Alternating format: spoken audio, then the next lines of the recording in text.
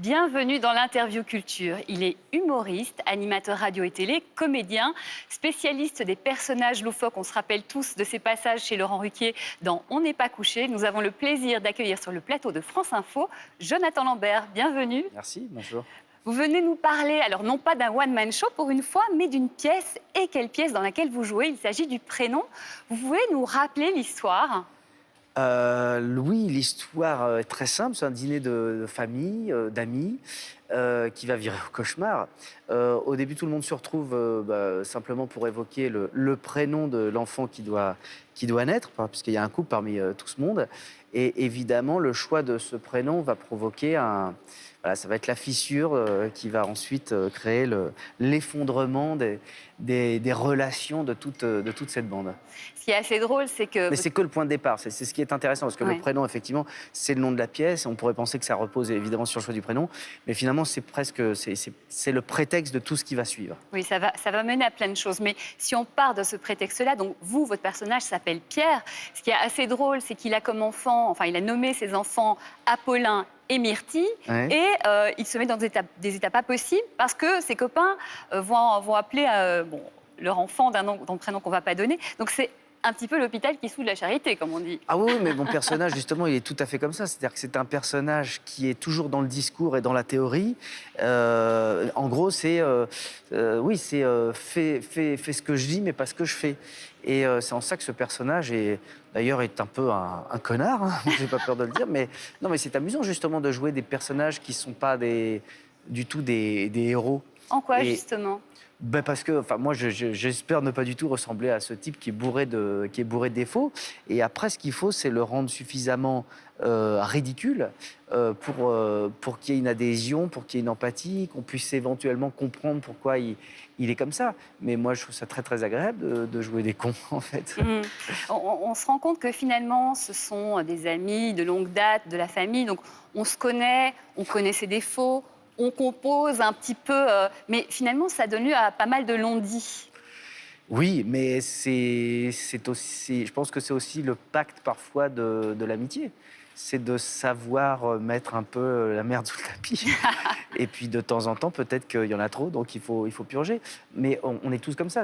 Voilà jusqu'où on est prêt à ne pas dire, à cacher les choses pour finalement se supporter. C'est peut-être une vision très pessimiste et très noire que je fais des rapports humains. Mais je pense qu'il y a toujours une part comme ça d'acceptation, oui. Il faut prendre les gens comme ils sont. Donc, ils ont évidemment, on les fréquente, on les côtoie, on les aime pour leur qualité, mais on les prend aussi avec les défauts. Et puis, de temps en temps, cette balance, peut-être que ça s'inverse et on se dit, là, il y a le côté défaut, ça devient trop, il va falloir que je lui en parle. Je vous propose tout de suite de regarder un extrait du Prénom. Donc quoi encore? Donc, tu trouves qu'Apollin et Myrtille, c'est ridicule? Pierre, lâche-moi. Je ne comprends pas. Ça va, arrête de jouer au con. Tu sais bien que c'est pas des prénoms normaux quand même. Non, mais... Apollin et Myrtille. On dirait une chanson de Bobby Lapointe. Mais elle s'écoute quand elle parle! Elle est là, donc si t'as un truc à lui dire, tu lui dis en face. Anna. Eh bien, tu es complètement folle, ma pauvre fille! Pardon, toi? Ça suffit maintenant, Vincent, ça va mal finir là. Alors écoutez... Ah, t'es content, toi? Voilà ce qui se passe quand on choisit ce genre de prénom! Non mais de quoi je me mêle? Mais t'es qui pour me parler sur ce ton? Pierre, excuse-toi.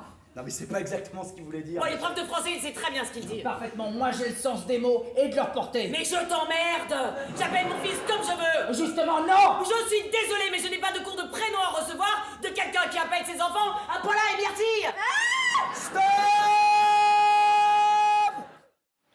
Le Prénom, c'est une pièce qui a cartonné en 2010 avec à l'époque Valérie Benguigui, la regrettée, et Patrick Bruel. C'est sorti en 2012 en film au cinéma, ça a cartonné aussi.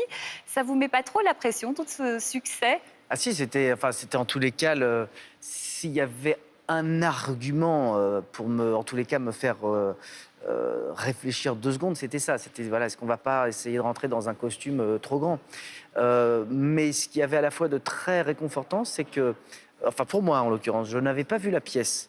Donc j'étais vierge, j'avais pas de référence. Il ne s'agissait pas évidemment de... mais parfois quand on a vu quelque chose, on est tellement empreint justement de cette chose que c'est difficile de s'en détacher. Comme je ne l'avais pas vu, que j'avais vu le film il y a longtemps, qu'en plus mon personnage avait été interprété par Jean-Michel Dupuis-sur-Scène et par Charles Berling au cinéma, je savais que déjà il y avait cette possibilité finalement de s'approprier le personnage. Et puis c'est Bernard Murat qui est à la mise en scène, à nouveau, c'est lui qui avait fait la création de la pièce. Donc on savait qu'on allait être mis sur les bons rails, parce que voilà, il avait bien lancé le truc. Et pour autant, il nous a laissé beaucoup de liberté. Ça, c'était formidable, parce que je pense qu'on a évidemment, oui, mis notre personnalité au service des personnages. Eh bien, ça se voit, ça marche très très bien. Félicitations aussi à vos comparses qui sont géniaux. Allez voir Le Prénom, c'est au théâtre Édouard VII. Merci infiniment, Merci Jonathan beaucoup. Lambert. Merci à vous. On se retrouve demain pour une nouvelle interview culture. Et d'ici là, bon spectacle.